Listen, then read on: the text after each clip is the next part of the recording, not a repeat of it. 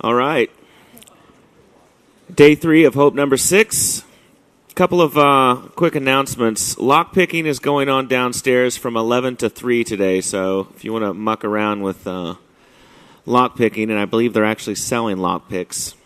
The radio test that's going on, you have up until 12:30 to start that because the test takes about an hour, and they will be leaving at 1:30. So if you want to check that out, that's on the first floor. Our next panel is Urban Exploring, Hacking the Physical World. I saw these guys at the Fifth Hope, and they did a great discussion of urban exploring.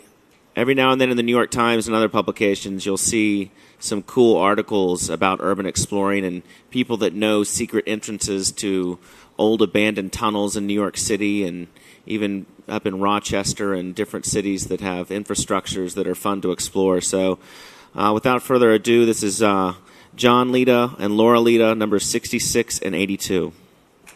How you doing?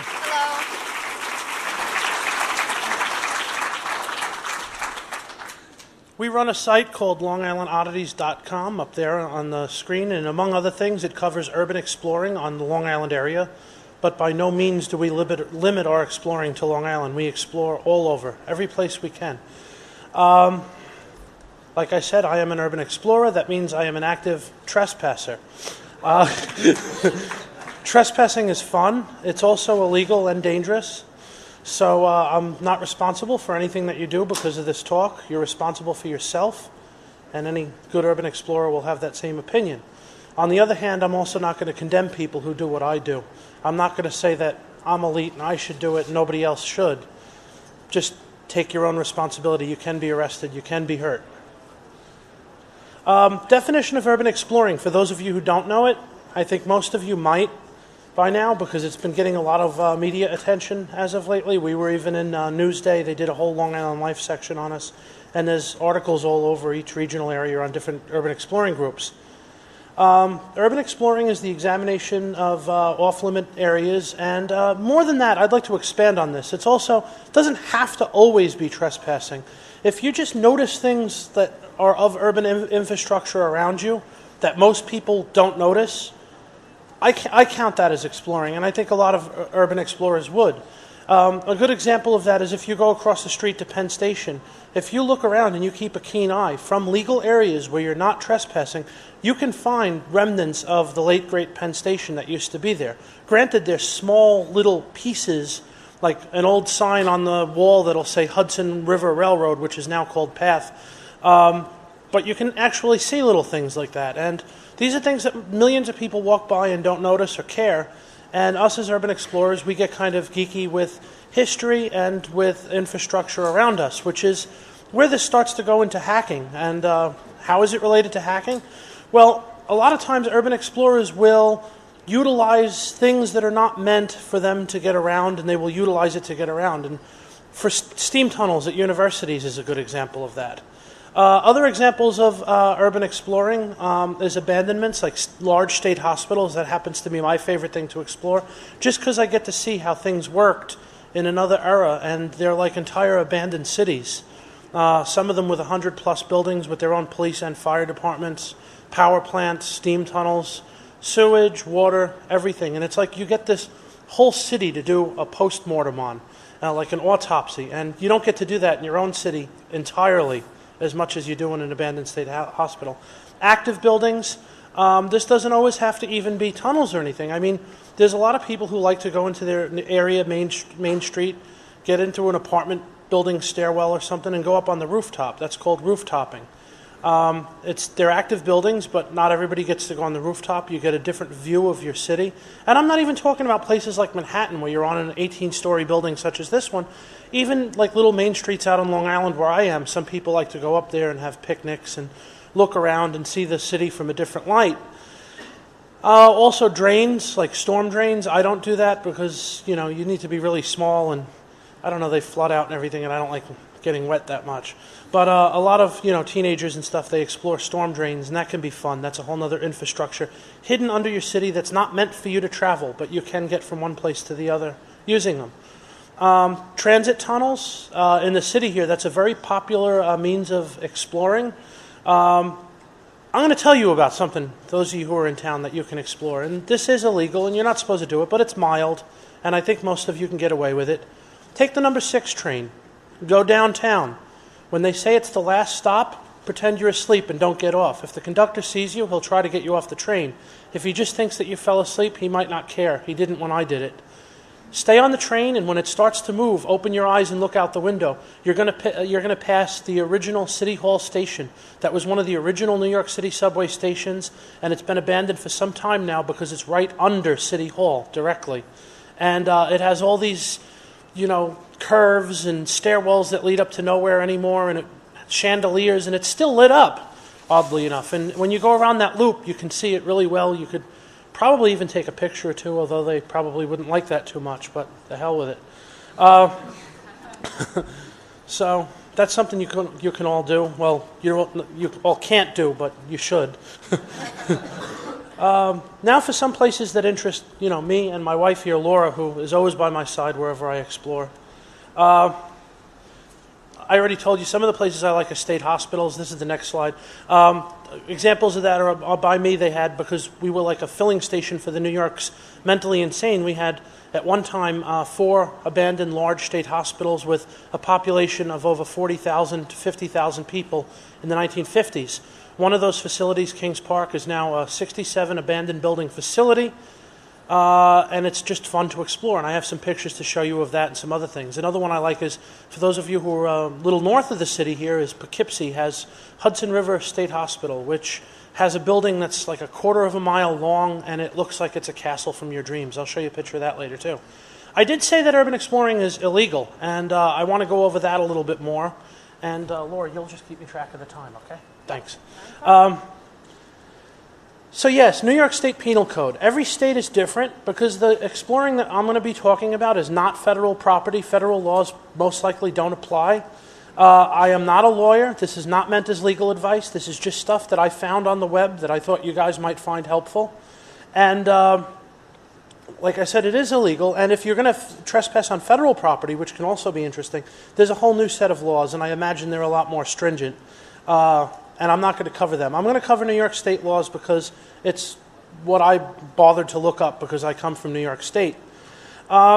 Trespassing in New York State is all under 140 of the Penal Code, so it's always 140 point something. And 140.05, the one that's here on top, is the one that you'll probably almost never get charged with. That if you do, you can just count your blessings because that's the most mild level of getting charged with something. And that simple trespass, it's a violation, which means it's like a parking ticket. It's probably not going to affect your record, and if it does, probably not too bad. Again, I'm not a lawyer. That's not legal advice. That one you could just, if you wanted to, you could just check off guilty or not guilty and send it in. It's just like a parking ticket. Almost always, they're going to charge you with one of the next few. 140.10, criminal trespass in the 3rd degree. Actually, we were caught once, and I'll go into that story a little bit, but that's what we were charged with, and the charges were dropped, but that's what they tried to nail us with. And for those of you who are thinking, oh my God, I could get caught now, that was after, I'd say about 5,000 times of going into really hairy missions and close calls, and only one time of getting caught, and it was dropped. So it tends to be, physical trespassers tend to be treated a lot more leniently in our society than computer trespassers do. I don't think that's fair. I think that people who are exploring to learn things and not to do harm should be treated the same whether they're physically trespassing or virtually trespassing on a computer. And by treated the same, I mean, slap on the wrist.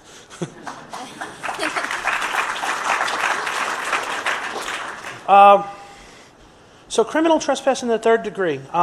If you're charged with that, it's Class B misdemeanor. It's the same as being caught with a little bit of pot in New York. It's a little bit more than your traffic ticket. You can theoretically go to jail for up to 90 days for that, although in reality nobody really does because it's such a minor crime. And there is fines, usually about $500 to $2,000, that if you're found guilty or plead guilty, which is the same, you can end up paying.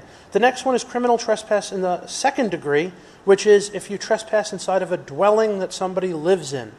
And remember, police can sometimes play games with things. I mean, if there's a park director that's on site and they say that, he's moving into that building, whether or not I mean, who knows what they could say? I have no idea. But that would be a Class A misdemeanor.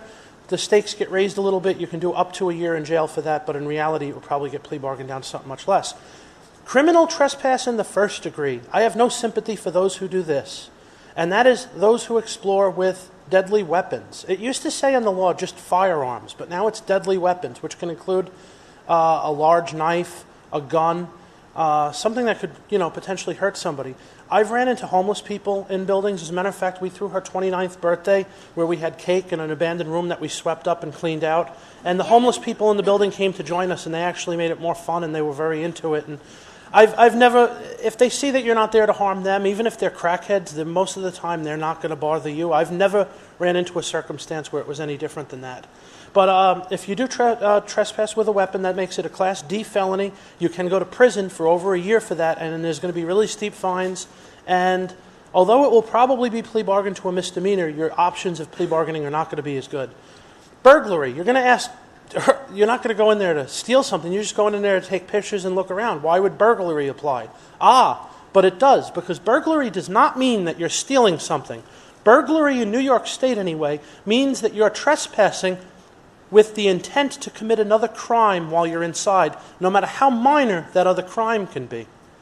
So, there's a lot of things they can get you with. Did you read some documents that maybe you didn't have access to read? This is not urban exploring, but, if you wrote graffiti or something like that in the building, some people consider graffiti art part of exploring. That's a very controversial area. I personally don't consider that part of exploring. But if you did that, that would then raise the trespassing to burglary. And that's going to look a lot worse on your record, because when a potential employer reads burglary, they're going to think that you were in someone's house running out with a TV set. At least that's what most people would think when they see it. Burglary second degree, they're pretty much the same as the trespassing from here. Again, I think it's like a dwelling. Burglary in the first degree is with a deadly weapon. And possession of burglar tools. They can go with a lot of latitude on this. If they think that anything you have was used to gain entry, or you intended to use it to gain entry, they can get you with that, and that's a totally separate crime that could be charged on top of the trespassing. And a burglary tool could be something as simple as a screwdriver or a mag light if you used it to push in a board or something like that. Anything that you use to gain forcible entry is burglar tool. Common misnomer in New York State is that there's breaking and entering. There is no such crime in New York State. It's covered under all of these. They would just call it criminal trespassing or a burglary tool. Some states do call it breaking and entering, though. And you can find all these laws on FindLaw, as I did, and this is just from the lawyers, the legal definitions that I cut and pasted from the web with the credit on the bottom to them. I'm just going to go through these real quick because nobody likes to read legalese, but I'm just showing that it is there, and I did do my homework. So what really happens if you get caught? 99.99% of the time, you're going to be asked to leave, especially if you look innocuous. They're not going to really harass you too much. They're going to escalate it a little if they do see a camera, because simply for the fact security guards don't like the pictures being taken, because if they get out on the web, which most of them do, it makes them look bad. It's proof that they're not doing their job. Your next step up, if they escalate it, would be to ask for your ID so that they can threaten that if you come back again, you will be arrested, and now they can say they know who you are. Usually that means the same as just being asked to leave. Usually doesn't go anywhere, even if you are caught again. The next step up would be arrest, where they actually have the police come, or the police are already there, and you're physically taken to the precinct and arrested. If they arrest you, get yourself a lawyer. You're going to go through arraignment. You're probably going to be released on very low bail or on your own recognizance if all you were doing was trespassing and no other complications. I know we were inside a building where a state park director kind of told us that he knew what we were doing and was cool with it, but then when his underlings caught us and he was given pressure from above not to allow people to trespass, he turned on us and he had charges pressed against us. And we actually spoke to the police over the phone. We came down, turned ourselves in at the precinct. They were very amiable about it. They admitted that they liked our site and that they were actually fans of it. And one of them was giving me tips on things that he explored when he was a kid. And he told me how it's going to work, that I should get a lawyer because they do have to charge me because they're being forced to. And that there'd be an arraignment, and there was, and that's where they just decide, like, you don't go into arraignment and tell them you're not guilty, or don't argue with the judge at that. That's just, I plan on showing up to all my court dates. Please let me go on low bail. That's what arraignment is. Pre-trial dealings, that's where your case is most likely going to end for something this simple. You're going to be forced into either ACOD, which is adjournment on contemplation of dismissal, which, if you've never been in trouble before, that means that you keep your nose clean for 6 months, and this is not probation. You don't have to jump through any hoops, and the judge looks at it after 6 months and drops your charges off your record. They stay on the record that you were arrested, but there's ways of dealing with that down the future too. But again, I'm not a lawyer. You need one for that. If you don't plea bargain, you go to court, and in the end, if you're found guilty, you'll get sentencing, which usually plea bargaining is the option for such a minor crime. UE ethics, you shouldn't really take anything from the building. I think that one exception that I have to that is if it's documentation that's historic in note, and you plan on somehow distributing it or giving it to other people so they can enjoy too, and it's something that looks like it was going to be destroyed in the first place. For example, if you walk into a building and you see a bunch of maps of the place from how it was 50 years ago, and they left them there with water dripping on them and there's black mold all over them, I would say by all means take those home, dry them off, scrape that black mold off, get them out there for other people to see, because they're not going to do anybody any good rotted away on a table. A lot of urban explorers are against that ethic, and personally I think the reason for it is because they don't want you to take stuff that they can find. This is my ethics, and I just want to go through this really quick because I have some pictures to show and all. UE Field Guide, what to bring. I always bring a small flashlight, never a large one like this. And a lot of people think they're going urban exploring. You bring a spotlight or a mag light. All you need is something good enough for yourself to see. If you want to take pictures, get yourself a camera that has manual shutter settings. Don't rely on a flashlight because it's going to make your picture a little crappy. And the reason I want it small, because suppose I have to leave the building in a hurry because maybe there's somebody in the building, like a cop or something like that, or somebody I do think is dangerous, like a vandal, and I want to leave the building really quick. I don't want to be walking around the neighborhood with this 10-foot-long mag light in my hand because it draws attention to me and says, look at me, I'm doing something I'm not supposed to. I clipped this under my waist, and when I walked up here, not one person probably noticed I had it. And I always carry these on me so that I can explore anything that I see, whether it be in this hotel or in this city or anywhere. Bring some water, bring some toilet paper. These are things you're going to need if you're exploring a long time. A lot of people giggle when I say toilet paper, but you won't be giggling if you're caught in a building without any and you have to go. Don't bring weapons. Don't bring people with poor judgment skills. That's a common mistake of a lot of urban explorers. You'll bring somebody in, and all of a sudden they pull out, like, from a place you didn't even see it, a pickaxe and start chopping things up, and you're like, no! Don't bring unnecessary heavy items. I mean, do you really need that bowling ball to roll down the hallway? Probably not. Don't bring anything that looks too suspicious. I have one friend that explores, and he wears full camo gear. I mean, he thinks he's being discreet, wearing a camouflage bandana, little camouflage paint on his face, camouflage shirt, camouflage pants, camouflage flashlight, while he's walking around an asylum with all paved roads and brick buildings. He stands out like a sore thumb. Dress in normal clothes that would make you fit into the area you are, and you'll get away with it a lot easier. As far as things like how you can find places to explore, and once you find them, TopoZone. This is a map from TopoZone. It's a great resource, topozone.com. And this is Kings Park, which isn't too far from me. And you can see that just by pulling this up, I now have a grounds map. I can see all the buildings that are part of the center, and where all the hills and the access ways are, which might help you for finding entryways. You always want to find entryways in the backs of buildings where it's all covered by weeds and nobody goes, because neither do the people that board them up usually. Google Earth. I don't like Google Earth because it sucks. And if you look at this map, this is proof that it sucks. I don't just say things without merit. It's good for some areas, but this is Hudson River State Hospital. How many people here could make a plan on what they want to see and how they're going to explore based on this? I know I couldn't. There's always ways around. New York State Interactive Mapping, as most states have a GIS system. This one is from the state, and this is the same map. Now I can make plans. I see down here at the bottom, there's a parking lot, way it's bottom center, and it looks kind of filled. I see a little orange, and indeed that's a Home Depot. Park there, walk back here. What's this? Train tracks. That would be my first way to think of getting in, because nobody's going to be patrolling most likely on the train tracks.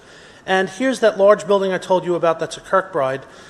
It's like a quarter mile long, and it comes all the way from here and goes like this, all around here. It's connected to this, and that's, really cool. And it's all connected by tunnels to like this building over here, which is like a 11-story, huge one with wings. And so that is a good way to figure out how you're going to gain access just by looking at different GIS and aerial systems. And you can see where you're going to park. Then a lot of things that a lot of urban explorers, including myself, can't stand is when we get aims from somebody saying, where do I park? How do I get in? How do I avoid security? What is it like? Come on, you didn't even bother to look at a map first, and you want me to do all the work for you. At least look at a map first and say, I noticed there's a parking lot in the bottom. Is that a good place to park, or do they patrol? If somebody says that, I have a lot more respect for them than if they just say, where do you park? How do you get in? Entrances change all the time, you got to find your own. This is a topo map of Hudson River, also from New York State Interactive Mapping. As you zoom in, it goes from topo map to aerial. And these are things I already told you about, blending in. Always take safety precautions. Always be looking at the ground. I know too many people who have either fallen in manholes or stepped on something that have went through their foot. I have a few friends that has happened to. Just looking at the ground can usually avoid that. And I just want to show you a few pictures before we move on to Laura's half of the talk.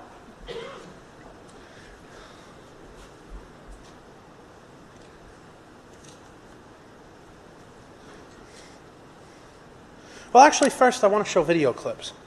I'm going to change the order of this a little. Live system.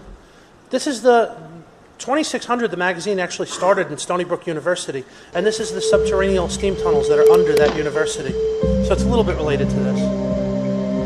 It's a little video we put together. This is the main part of the academic mall at night, and we're going to go underground.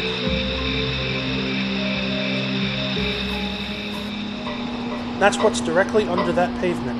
Whole network of them. You can hear the noises of them. It's an active steam tunnel, so there's lots of clicks, pops, things expanding. That tunnel right there is about 110 degrees.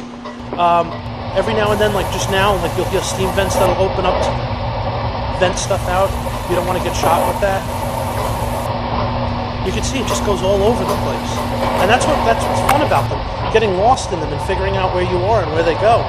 And also, you can use it to hack your way around.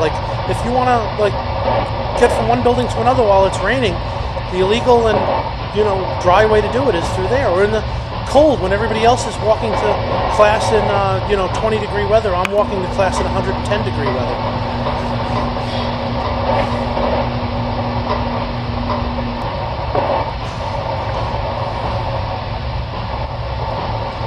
And I'm going to tell you a quick mission log of someplace I recently went. While I show you the video of it, I want to turn the volume down a little because it does happen a little. This is a place I want to go for a great number of years. It's off the coast of Plum Island, which is just east of Long Island.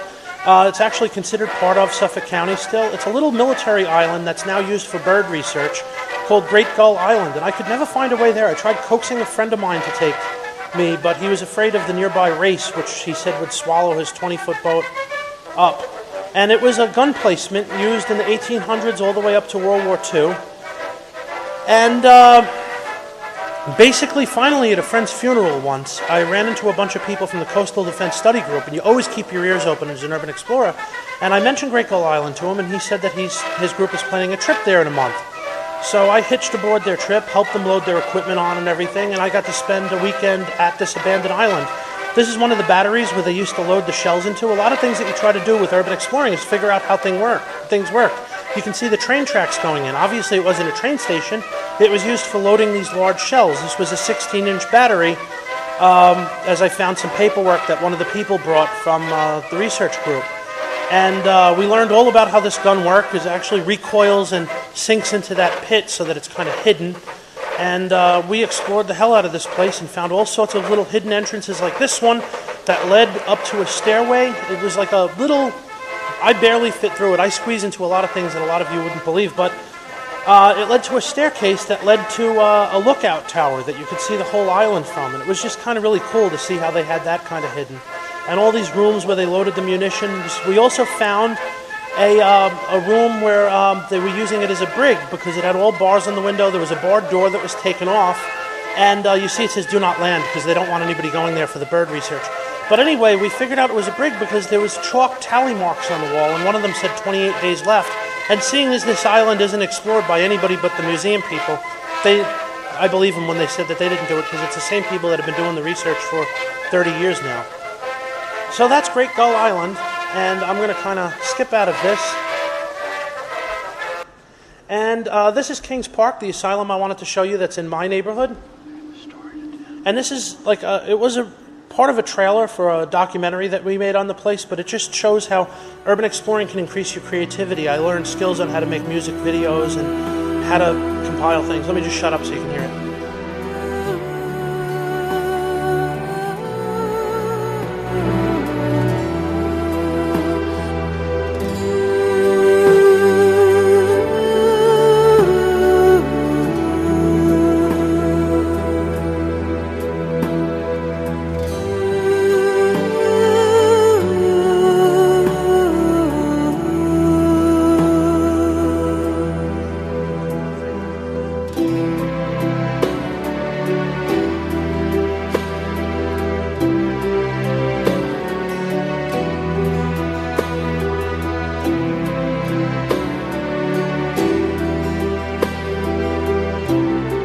Haitian artwork.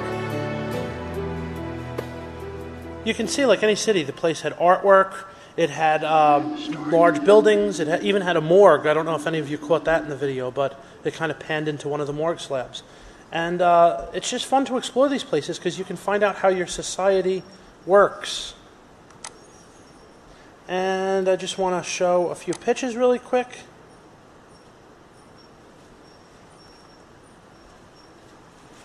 I'm going to go through these really lightning fast. This is an abandoned airplane factory where they made World War II fighter planes. This is a library inside of a psych center in Poughkeepsie, the one I showed you a map of before. Again, this is one of the buildings, that quarter-mile-long building called the Kirkbride. This is a records room with records from the 1800s to 1960s in the basement of Central Islip's admin building. This is cards that patients used to use as money. So they wouldn't lose it. Again, that's that same records room. So there's a lot of stuff left behind. A lot of people try to say, oh, why do you even bother going in there? There's nothing left for it. This is Norwich State Hospital, where the beds are pretty much set up as they probably would have been when they're there. There's a tunnel in the same hospital. I love stonework on buildings. They don't do it really that much anymore, and on these older buildings, it's sometimes the only place you can find it. This is tuberculosis pens, where they used to keep people outside so they would get fresh air. This was an abandoned truck under a supermarket where it used to be a road because it was an open-air market. There you could see the road. This is a Nike missile base, nuclear missile base that was next to a high school. It's now abandoned. I got permission from the Army to explore it. This is a steam tunnel that you would find under most state hospitals. This is a state hospital row of seclusion rooms. You can see the little stereotypical windows. This is a power plant that had all these tunnels going through it. I love exploring power plants. Unfortunately, they destroyed it. This is another power plant in the same area because the center was so big, it had a few of them, and it's now a town building that they're using, but they let me in the basement, and there was all remnants of when it was a power plant, including the tunnels and the chimney, which they're now using as a storage facility. This is looking up the chimney. This is Stony Brook University, and we went full circle on this, which is good. Let's see, I just want to show some power plants because I like exploring those because it's fun to see all the machinery and how it works and figure out how your society works. And same way they did things in a state hospital was pretty much the same way your neighborhood would, with the exception of they also distributed steam. These were coal burners where the coal was poured in from the top, brought up by conveyor belts. Right here you can see, let me stop this so I can do it at my own speed. You can see these tanks, it's like... This tank right here, you can see, it's like where they kept all the coal. It was brought in by train through a trestle, and it was brought up to here and poured in, and it was dropped into those coal burners, and so they could work on it. They had these catwalks. And you have to be careful, because if you look carefully at this catwalk, you can see that there's a section missing, and I was filming video, not looking at the floor this time, and if I would have went through that, that would have been a 5-story drop underneath. These places are not meant for humans to walk anymore. They're not maintained. Electrical control panels, each one controlled a different building. It's almost like a breaker box. Another view of the same. These are the turbines where the steam was pumped through to actually generate the electricity. Looking up the chimney, the trestle where the coal was delivered from. This is another power plant. You can see the conveyor belt that took the coal up to the top and distributed it. There's the coal tank right here at the top, where the coal was kept, and it was dropped into these 6 boilers. If I was standing here, I would come up to about here, as tall as I am.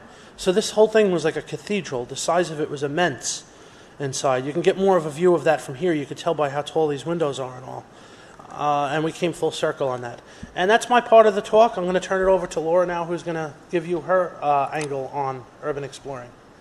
Boy.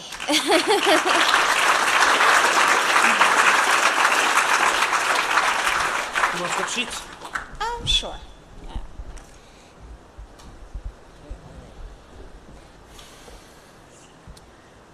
I think we need another half an hour, right?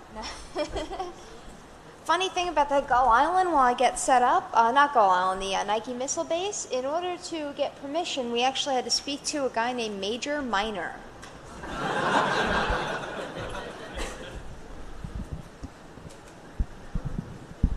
That should be it. Yeah, so that was, I actually thought that was a joke the first time. John's like, yeah, they told me to call Major Minor. But then when we called Major Minor speaking, so it's real. A lot of times it's easier to try to get permission first if you can. And I don't know why this doesn't want to run. Where's my... Just double click on it. I can't...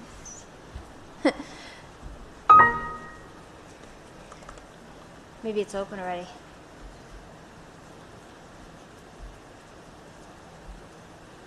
There we go. Oh. Yeah, you just try to open it while it's open. We'll say yes to all this. And I'll play it for you. Yeah, a lot of people urban explore for the thrill of being chased by the police and all that, but any true urban explorer would not like that. Yeah, and that's me. That's another excuse why to take something from a building. We rescued that little cat from an abandoned building that used to be part of a psych center, and that was inhabited by homeless. Poor little scrawny thing was like all bones. And he's now living quite a healthy and happy life at my mother-in-law's house. He's 4 times his weight now. Yes. And probably 4 times as rambunctious also. Things to see, some of these we mentioned. This is just a kind of a brief summary of things that you can see, urban exploring, and I'm sure you'll find a lot more. For us, we tend to focus a lot on the asylums, just because there's something haunting about them that it really gets to you. And she doesn't mean haunting like as in ghosts, too, well, although some people claim that. That's another story altogether. It haunts altogether. your soul. Yes, it's. I've actually had dreams of walking the hallways after going exploring. It's just something in it kind of gets to you after a while, and it has a special feeling. But these are some things. When we first started urban exploring, it was a matter of curiosity. We were afraid. We were told that the one place we wanted to explore, that there were arsonists and crazy people living in the buildings. But I just had to see what was in there. And, through years of, learning what you're doing, and at first you're very afraid, but the curiosity will just overcome that eventually. One of the things you gain is the power of observation. You watch what you're doing. You look at how people are moving to see if they see you. You look at, routes of security, things like that. You also want to listen for any noises, and you kind of heighten your senses in that way. Entrances. Now, this refers to buildings. Of course, if you're going into subway tunnels or something, you'll find your own tips and tricks. But a lot of times, security will try to lock up a building. But if there's a place that's really thatchy, or a place where they have to climb over weeds and tumble and brush or do any sort of hard work to get at, they usually don't lock them, which means it's usually one way to check out. You want to, usually it's a good idea to try to do more work than you think the security will do. If you... stealth, also quietness. There's been a couple of times where, we've had close encounters, and just being dead still, not making a noise, not moving, has gotten us out of it. I'll tell a quick story. There was one time in a certain tunnel, which I'm not going to say where, in a live area. We were there, and somebody tried to come down the stairs into the tunnel that we're at. There was a door, and it was locked. So we hear the steps coming down, and we figure, oh, well, they're not going to get in anyway. It's locked. Then we hear the jingle of keys. And we're standing right by the door, not allowed to be there. So one of us goes on one side of the door, one of us goes on the other. The dude opens the door, walks in. It's pitch black. He doesn't see us. He looks one way, and I could literally feel the breath. And we're just sitting there, dead quiet. Looks both ways, and goes back out the door. Unfortunately, he turns around a second time and flicks on the light, and then sees both of us go, Now tell them about how we got uncaught. Okay. Running from police is a bad idea. Running Yes. from security guards, go ahead. At your own risk, of course. You don't want to break your neck and end up getting caught anyway. But so he sees us, and his face went white because one of us is on one side, one of us is on the other. It's like we just appeared out of nowhere. And he looks, he goes, "You guys want to come up?" So we're like, all right, maybe we could talk our way out of this. And we're like, all right, sure, let's go. So we start going up, and John decides to ask the guy a question. Oh, yeah, what were these I let him tunnels have a for? lot of lead going up the Yeah. stairs, and I make sure I prop the door from the tunnel we were in open. Yeah, that's always my job. I make sure that none of the doors lock behind us. So I'm like ramming a chair in there, like trying not to let him notice. So John's asking this guy a question and, trying to feel out how friendly he was. And the guy just goes on his radio and goes, "I got the 2 trespassers." And John goes... So I looked up the stair, and I looked at him and said, "You know what? Not." And I ran back down the stairs, grabbed Laura, dragged her down the stairs. She's running as fast as she can. And that same chair that was propping open the door, we now wedged it under the doorknob, but the door closed, locking the door. He's trying every one of his keys, wondering why he can't get in. We ran through the tunnel, came out a manhole, got in our car, and rode around the building. The security was all around trying to find a way in. we actually got to watch him try to look for us as we drove by. Hi! I actually count that as a mishap, though, because if we weren't heard, that wouldn't have even happened. I think the guy was coming down there because it was a vent that I climbed up a ladder to look out, and I think that I was heard when I did that. And I think he was coming down to check that out. So it happens. Human error. Don't think that you're perfect when you explore. You're going to make mistakes. And if you want to get out alive, don't try to cover your mistakes. Work with them. Yeah, one other thing is endurance, especially, what we do a lot of times when we go into the asylums is we'll do a whole day trip, and some of these asylums have, 20 to 100 or more buildings, and obviously you can't cover them all in one day, but we try to, especially if there's a tunnel system that goes from one to the other, we'll try to knock out as much as possible. And you're talking maybe 8-9 hours of walking and climbing through stuff and muck and carrying a heavy backpack. And after, you really have to, you kind of build endurance and creativity too. Like I said, the asylums particularly, I never really knew of myself that I was any sort of a good photographer or anything like that. And this exploring, has really brought it out. Now, mission logs, I had a couple to share with you, and I still have time. One of the things about mission logs, you got to be careful what you reveal. Because if they can, and this is at least in New York State, if they can match the time and the date and the location and prove both, they It doesn't have, a much have to be stronger exact case. either. I was actually reading the instructions that judges give to juries to convict on this stuff if you go to trial, and it is a jury trial if you have a felony or something like that. And one of the things that they kind of need is an on or about date, which means they can't just say, "Oh, this guy, we think he trespassed sometime within the past 5 years." That's not going to float. They should be able to say, "We think it was on or about this date." They also need to actually prove you were there. Having pictures of an abandoned place does not prove you were there. I could have given anybody in this audience a camera, told them, "Could you take some pictures for me?" They could have taken pictures in a place I didn't even know where it was, given me the pictures, and that doesn't mean I did something illegal because I'm posting them. A lot of explorers are afraid to post pictures because they're like, "That's an admission that I did something illegal." And I mean, if that was the case, then the news should be arrested for having video of people robbing 7-Elevens. I mean, come on. Yeah, so that's the one thing you want to be careful of. You don't want to say, "Oh, I was in Kings Park, Building 7 yesterday, July 21st or 22nd, because you're just handing them information. And not all the time are they going to want to go after it, but, honestly, for us, a site like ours, it's kind of...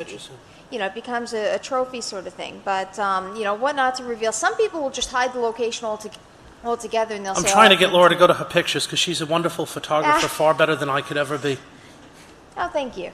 Well, anyway, this is a couple links. You can look at them. If you can't write them down, you can always email me at Long Island Oddities. I'll send you links again to buy to make your own camera stabilizers. If you're taking video, because you're walking, you're climbing over wreckage, and you're going to get this like shaky footstep footage. And this helps. And this is cheap ways to build things to kind of harness it and stabilize it. Also, like I said, urban exploring brought out a lot of talents and interests that I never thought I had, and it probably will to anyone who gets into the hobby. Before I get to my photography, I'll just show you this slide real quick. This is some other things that people do. There's free running, which I'm sure some of you have seen videos of. They have a style called parkour. I'm not that familiar with it, but I've seen the videos. And I can tell you that I probably will never do that in my life, but I have a lot of respect for the people that do. These are people who can climb up a 10-story Yeah. building without a ladder on the outside. I mean, some of these videos of them, you can find them on Google Video and YouTube. Some of these people look like Spider-Man, for Christ's sake. Yeah. And when they do that with I wish I abandoned could do buildings, I that. have a great admiration for those talents. But you'll find your own ways to explore. If you're not agile, I mean, I don't even like to, I can't even climb a chain link fence. My feet are too big, it just doesn't work, you know. We look So for we open find other doors. ways, you know. There's always, and buildering is also similar. There's people that climb the outsides of buildings and scale. So there's some links you can go to check some of that out. And let me get out of this. This is our website again. Some of the things we have, and I'll switch back to this. We've done documentaries on these places, forgotten wards. You can see them on our site about the asylums. We'd love to have you visit. Yeah, it's a lot of it is dedicated to Long Island, but we've got a good community message board. We've got an internet radio show. Tuesdays 8 p.m. You just go to the site and listen, and our message board too. So let me get out of this and show you my pictures as soon as I can maneuver this. Apologize, guys. This is not the laptop I normally use. You want to get me out of this? I can't see. Just close it. Yeah, I'm trying. This is why I make my laptop mouse about 3 inches big. But some of the pictures I have, yeah, let me get into that. There we go. I'm good. Which directory? Tours, not photos. I can't see. Not artistic photography. Here we go. Sorry, guys. I cannot. There's nice. Here we go. All right, just a couple quick ones. I'll just go through them like this. Does it get cut off if I do that? No, but the lighting is kind of bad to show it. Oh, all right. It's not cut off, though? All right. Well, this was a watch factory. Is there a way you guys could darken the screen so they could see some of these pictures better? Because it's killing the lighting on it. There you go. All right. There we go. Yeah, this is Let me do Yeah, this and one. move it over a little if you could. Yeah, this is a watch factory out east. This is light streaming. It looks into a lot the better than door. it does on there. Yeah, this is a good shot. It's you can find a lot of pictures on our website. This is an asylum at Byberry, and this is where people used to sit and watch the autopsies go on. Of course, it's been graffitied to high heck now. Northeast so- Philadelphia. Yeah, it's unfortunate. Philadelphia in the house. And this is also Byberry. It's a beautiful asylum, but it really has been, damaged in some parts with graffiti. This is It's being torn down right now. Yeah, don't make me They've think about that. torn It's down sad. like several of the buildings. I refuse to go back there because it would just. You get attached to these places and you don't want to go back and see it half torn down. Yeah, this is just I do experiments with photography, light and shadow and stuff. Again, this is an asylum. This is a tubercular ward. This used to be where they believed that the patients had to get a lot of fresh air, so everything was open. And I thought this was really ironic. There's a window and a book that says "Take care of yourself in an abandoned asylum." There was just something about that trick that took me.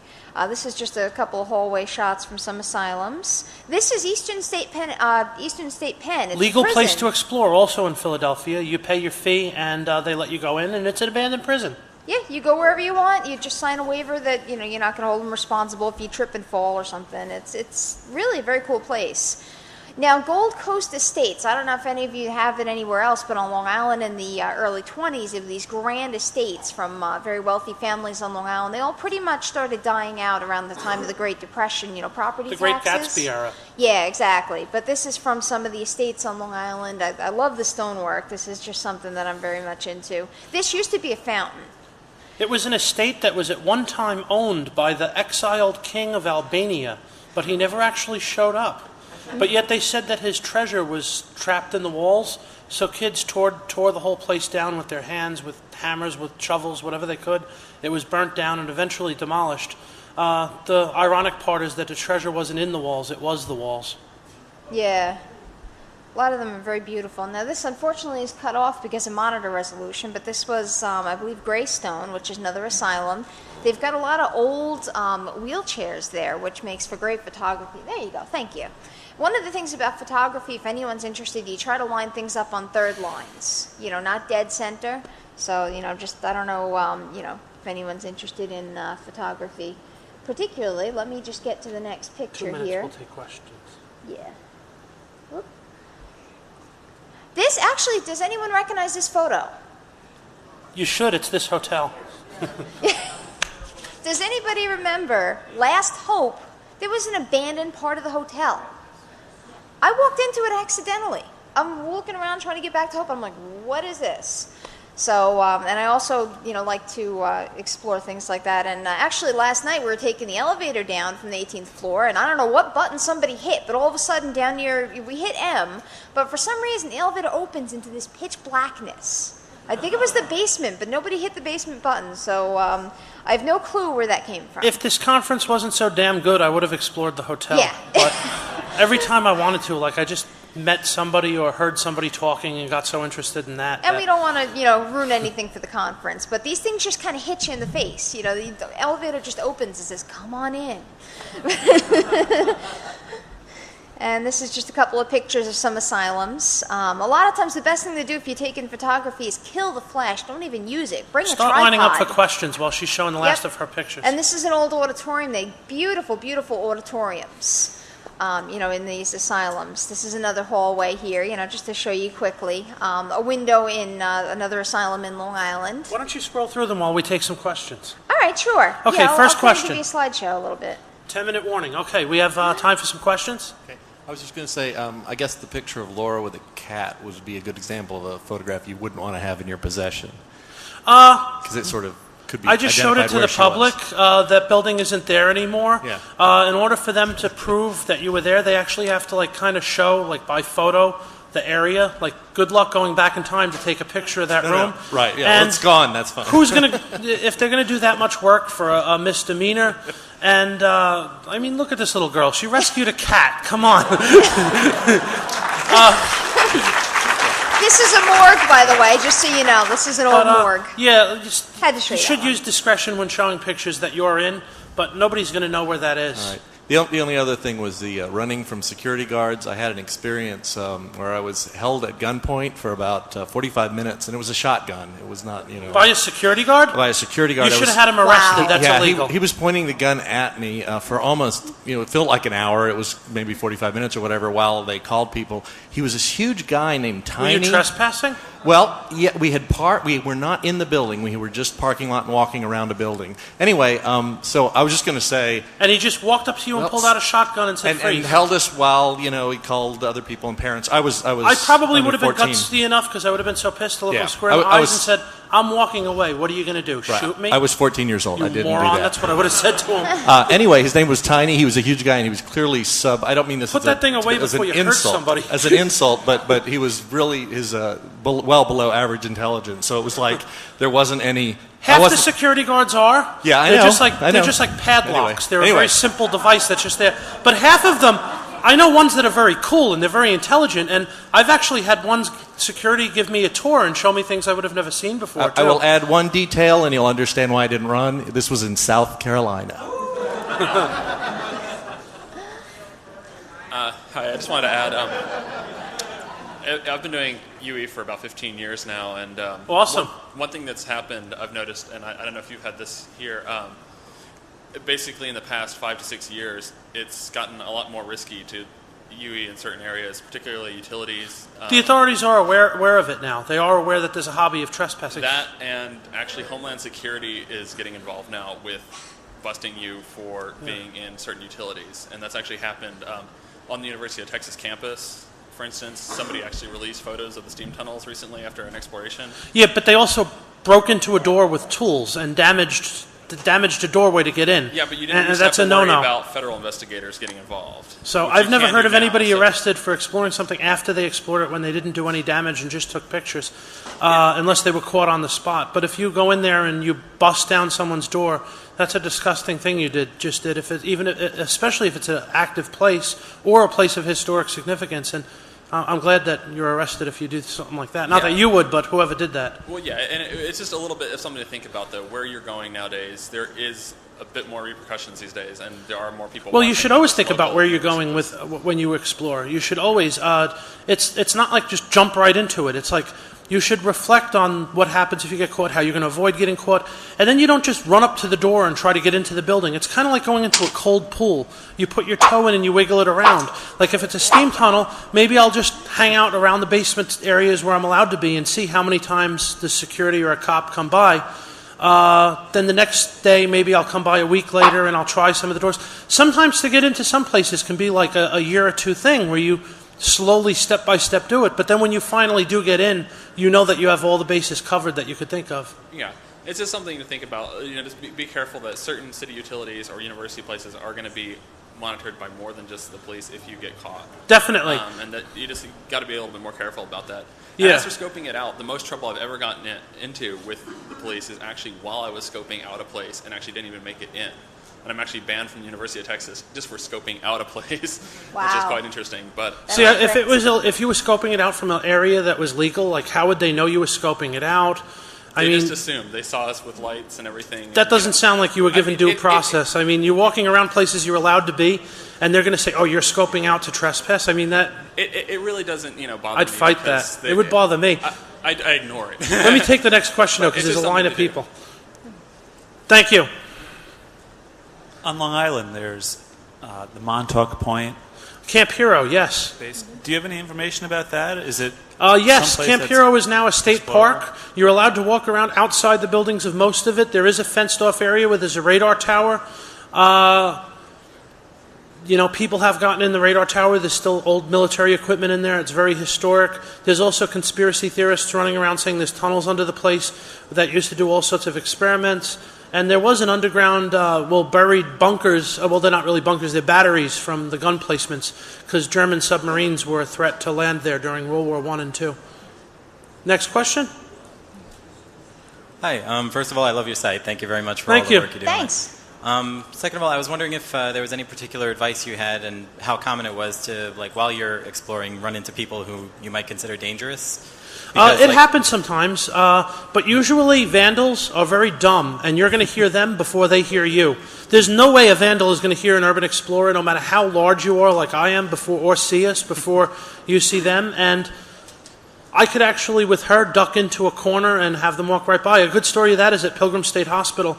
We were inside one of the buildings, I won't say which one, and we noticed a car parked right out by the door, which no urban explorer would do because that's just stupid and flagging yourself down.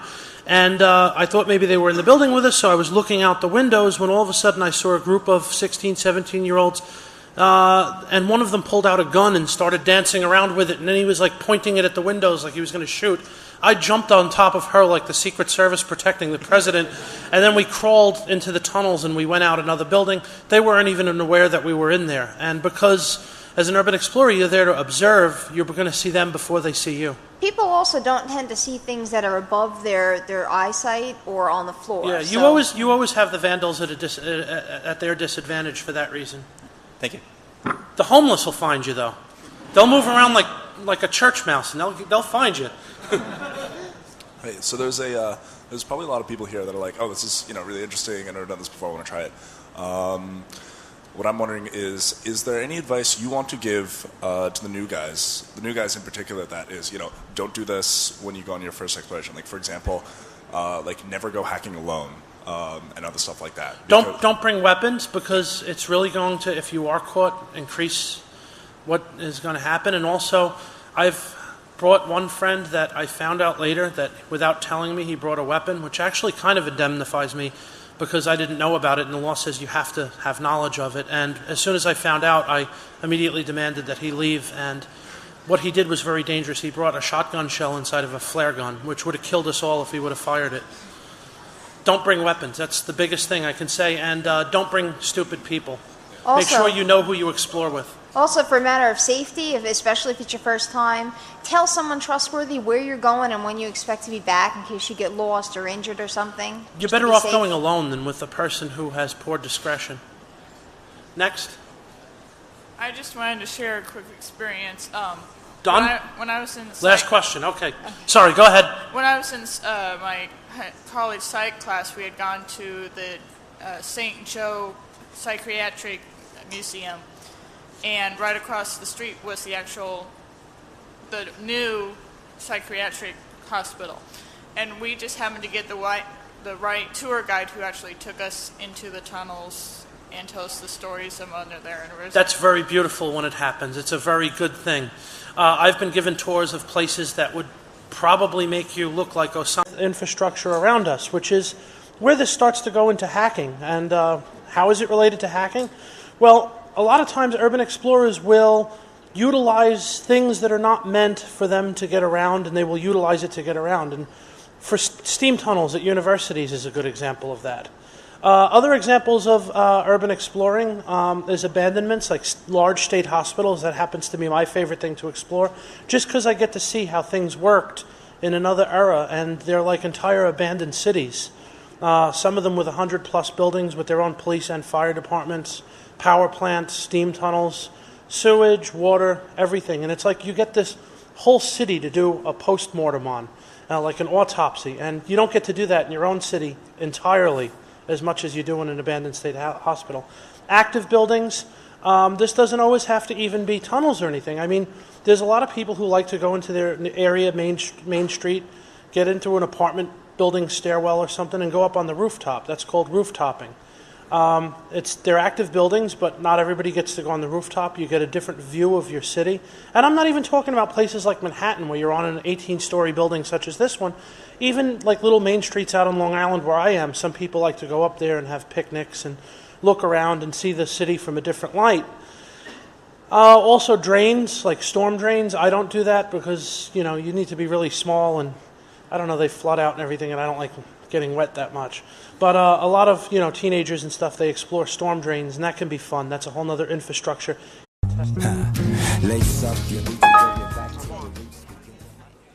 All right. Day 3 of Hope number 6. A couple of quick announcements. Lockpicking is going on downstairs from 11 to 3 today, so if you want to muck around with lockpicking, and I believe they're actually selling lockpicks. The radio test that's going on, you have up until 12:30 to start that, because the test takes about an hour, and they will be leaving at 1:30. So if you want to check that out, that's on the first floor. Our next panel is Urban Exploring, Hacking the Physical World. I saw these guys at the Fifth Hope, and they did a great discussion of urban exploring. Every now and then in the New York Times and other publications, you'll see some cool articles about urban exploring and people that know secret entrances to old abandoned tunnels in New York City, and even up in Rochester and different cities that have infrastructures that are fun to explore. So without further ado, this is John Lita and Laura Lita, numbers 66 and 82. How you doing? Hello.